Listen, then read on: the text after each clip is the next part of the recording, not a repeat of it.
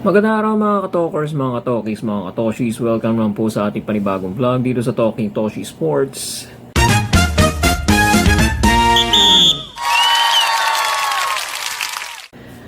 Okay, talakayin natin. Wow, very successful mga kababayan. Very successful. Palakpakan natin. Ang PhilTA at ang PSC, Philippine Sports Commission, dahil sa kanilang successful na pag-organize, no? Pag-initiate netong Philippine Women's Open, no? Successful ang feedback ng karamihan, pati ako. Sa observation ko, maganda ang nangyari, very successful ang naging hosting natin ng tennis tournament na ito, mga kababayan. At meron tayong meron tayong pag-asa mga kababayan na mag-upgrade. Okay?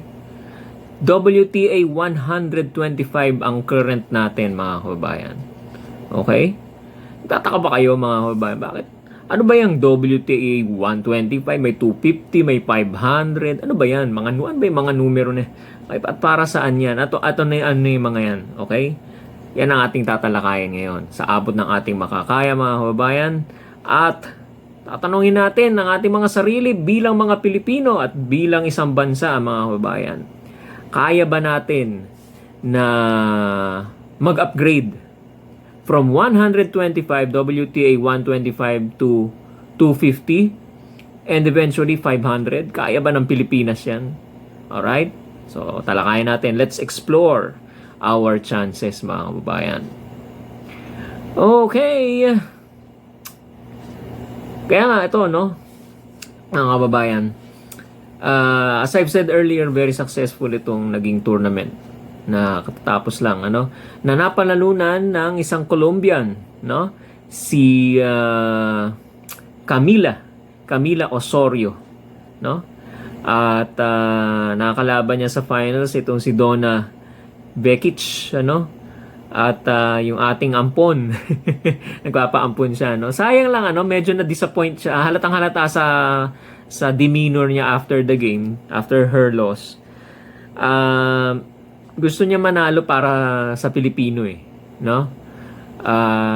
Yung kagustuhan niya na manalo for the Filipinos na sumusuporta sa kanya, nandun Kaya gano'n na lang kanyang disappointment, dahil natalo siya. Well, ganun talaga sa sports, may nanalo, may natatalo, no? At saka breaks of the game 'yan. Depende sa kondisyon mo 'yan. Any type of sport, ganyan ang maaring kahinatnan, no?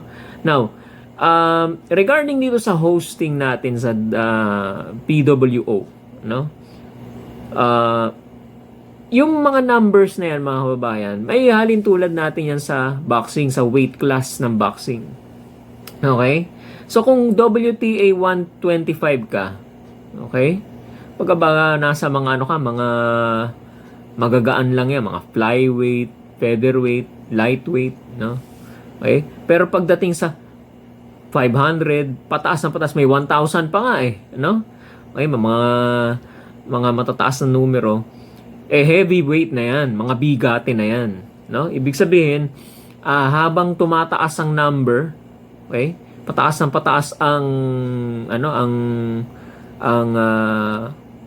weight class, so to speak, pagka ikinumpara mo sa boxing.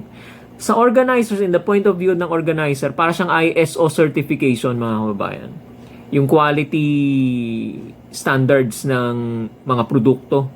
Okay, pagka ISO certified, mataas ang number mo, ibig sabihin high quality yung binebenta mong produkto.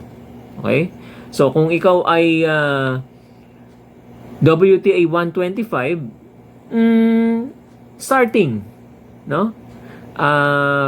Newbie, baguhan, no? Nag-i-start ka pa lang. Okay? Pero kung ang ang tournament category or tournament level po ang tawag doon, WTA 500 or 1,000, ibig sabihin ba bigating ka. Okay? May say ka, ibig sabihin social ka, ibig sabihin, yan ang tinatawag nilang tournament level or tournament category. Okay? So ano ba yung mga nasa 125? Ang mga players diyan mga kababayan, hindi naman sa hindi naman sa kumbaga parang hindi naman tan inaalaglahi yung mga players na kasali diyan. Pero quality rin naman ng mga players diyan. Ang nagiging difference lang is mga medyo nasa bandang baba, lower rank level players ang nasali diyan sa WTA 125. Tapos mababa ang compared sa sa ibang tournament category. Maliit lang yung points. May nagigain ka rin points pero maliit lang as compared sa ibang category, Maliit lang yung puntos na nagigain mo para makatulong sa pag-angat mo sa rankings mo sa WTA, Yan. So maliit lang yung puntos compared, comparison yun, Okay? Tapos ano ba? Ano ba yung mga naisulat ko rito? Okay? Ayun, Yan ang mga characteristics ng WTA 125. Okay? Tsaka hindi siya masyadong malawak ang coverage, ang broadcast coverage, etc., etc. Baga talagang parang starting kit, Baga parang probationary period kung ikaw ay empleyado, kumbaga parang testing, testing phase, kumbaga, kung kaya mo ba talaga, trying phase, kung talagang kaya mo ba mag-host, mag-sponsor, mag-produce ng high quality facility. Okay? Ayan. So dito naman napakita naman natin na kaya natin. Crowd drawer, mga kababayan. Maski yung finals hindi kasali, hindi Pilipino, hindi Pinoy na first and foremost si Alex Ayala hindi naman nakapasok sa finals. Pero sinuportahan pa rin ng mga Pilipino. Dami, jam pack, punong-puno yung venue, mga kababayan. So dito makikita na natin, mga kababayan, na merong market for tennis. Merong market for tennis, mga kababayan. May mga manonood at may nanonood. Okay? At ako na nga isa na nga doon. Dati nanonood akong tennis, Wimbledon, pero hindi naman tuloy-tuloy, Pero ngayon mukhang nagkaka-interest na rin ako, mga kababayan, dito sa laro ng tennis. Although I don't play tennis, okay? I don't play tennis, pero from the looks of it, from the way it is being hosted or being promoted here in the Philippines, talagang baka mag-flourish yan. At meron tayong pag-asa, na mag-WTA 250 at pataas pa. Okay, kaya lang may mga may mga certain qualifications yan, mga kababayan. Okay? Sa 250, ayan, meron pa rin consideration sa sa price, sa premyo. Kailangan kayanin ng host country yung premyo.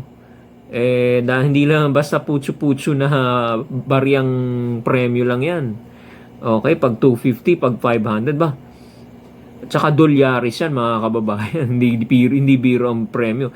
Hindi ka pwedeng mag-short sa premyo. Kundi, baka ma-sanction ka or mapapahiya ka.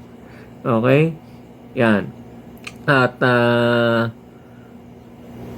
masasabi natin mahirap mag-upgrade, mga kababayan. It's a very difficult task to have an upgrade from 125 to 250. Isang tier lang yun, mas mahirap yung 125 to 500 o kahit dumaan ka sa 250 mahirap pa rin, it will take years, ang 250 2 to 5 years, ang 500 5 to 10 years. Kailangan mo makuha ang trust ng WTA at saka yung ito kasing maibalita ko lang sa inyo, itong 250 tsaka 500 hindi na pala ino-offer ng WTA. Hindi na sila nag-handle. Yung 125 sila nag-o-offer. Tsaka marami ang slots niya, marami-rami. Okay, 90 yata per year, 90 slots. 90 slots for up for grabs ng iba't ibang countries na pwede mag-apply, Pero yung 250 tsaka 500, 1,000 pataas, limited slots lang yan. Tsaka ang mayroong nagmamay-ari dyan, private entity, mga kababayan. Private entity. So you have to negotiate, okay? Okay, you have to negotiate, you need to have good negotiation skills. It's either you lease or buy the franchise. Franchise po ang pinag-uusapan ngayon diyan, mga kababayan. So, talagang lalabas ang pera mo diyan talaga. Okay? At yung standard sila napakahigpit at stringent. Hindi basta-basta na ipinagkakaloob yung 250, 500. So, mahirap, mga kababayan. Pero, the possibility is there, mga kababayan. No?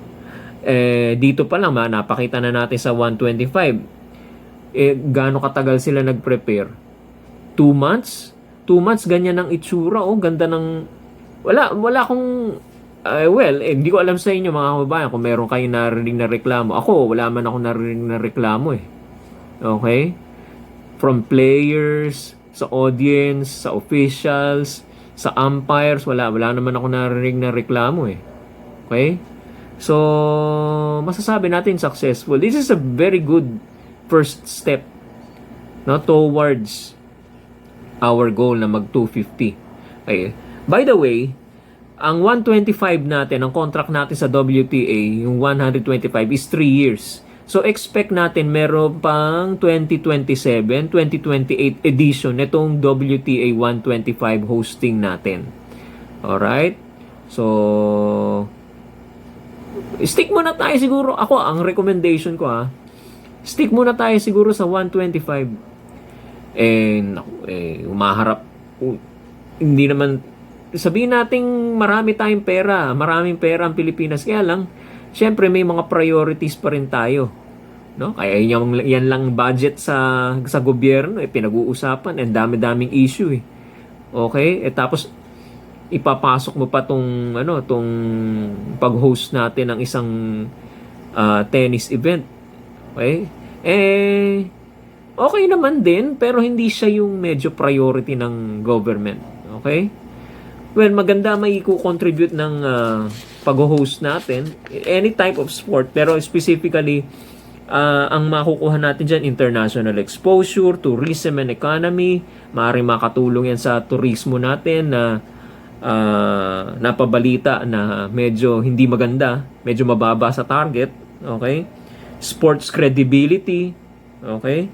At saka yung opportunities para dito sa mga local players na makasali sa mga ganitong international competition. Kumbaga wildcard, wildcard picks, Yan. So, hindi imposible, mga kababayan, na mag 250, pero unti-unti lang po, mga kababayan. Baka kasi inahangad natin agad 250 agad, nandun tayo sa 250, baka mag-fail tayo, biglang bagsak. Kumbaga gano'n na yung career natin, biglang bagsak na gano'n. Mas mahirap 'yon. Mas medyo hindi magandang tignan sa international scene, mas okay na yung 125 ka na 125, at least nakakakuha ka ng experience. Okay, unti-unti. First 3 years siguro 125, tapos assessment. Yung buong 3 years ba, nagampanan ba ng Pilipinas yung kanyang responsibilidad, bilang host, okay, ng mga ganitong tournament category, sa tennis. Kaya ba? Okay? Pag napatunayan natin na kaya natin, pwede na tayo siguro, we hope na makakuha tayo ng 250. Okay? Alright? So, dahan-dahan lang. Baka madapa tayo. Ang bilis-bilis natin tumakbo. Baka matisod tayo, madapa tayo. Mas lalo tayong lalo tayong baga sasabihin sa mga bata, takbuhan. Pag nadapa yung mabilis tumakbo, pagtatawanan ka lang. Nakakahiya. Yan. So, ambitious, pero hindi imposible ang mag 250. More so mag 500, mga kababayan. Pero one step at a time tayo, mga kababayan. No rush. Let's just enjoy the games, 'di ba? Ika nga nila, tennis din naman 'yan eh. Okay? Tennis din naman 'yan. Wala nga lang mga bigatin, mga Madison Keys, mga Ostapenko, mga Sabalenka, Kamali yata ako. Okay? Swantek, wala mga bigati na mga na mga players. Just the same, high caliber quality players din naman yung mga sumasali sa 125, Ayan. So, ayan. At least nag-start na tayo. Meron na tayong start. So 3 years. So 2 years pa sa 27 and 28. Tingnan natin. Okay, kung merong mas mahaba ang panahon natin mag-prepare. Okay, tingnan natin. Kung doon sa 2 buwan napaganda pa natin, nagustuhan nila ang pag-host natin. What more kung makapaghanda pa tayo ng mahabang panahon. Tingnan natin mga kababayan, So, yan ang kapalaran ng bansang Pilipinas natin sa pag-host nitong Philippine Women's Open under the title or under the tournament level or category WTA 125, mga kababayan. Alright, hanggang dito na lamang po ang ating pagtalakay sa mga bagong pasok, sa mga nanonood ngayon lang. Huwag niyo po kalimutang mag-subscribe sa ating YouTube channel para sa mga iba't ibang discussion natin sa sports, mga kababayan. At just hit the subscribe button. No sweat. Okay na po yan, mga kababayan. Okay, palakihin po natin ang ating community. Talking Toshi Sports. Maraming salamat po at magandang araw po sa inyong lahat. Bye-bye. Thank you.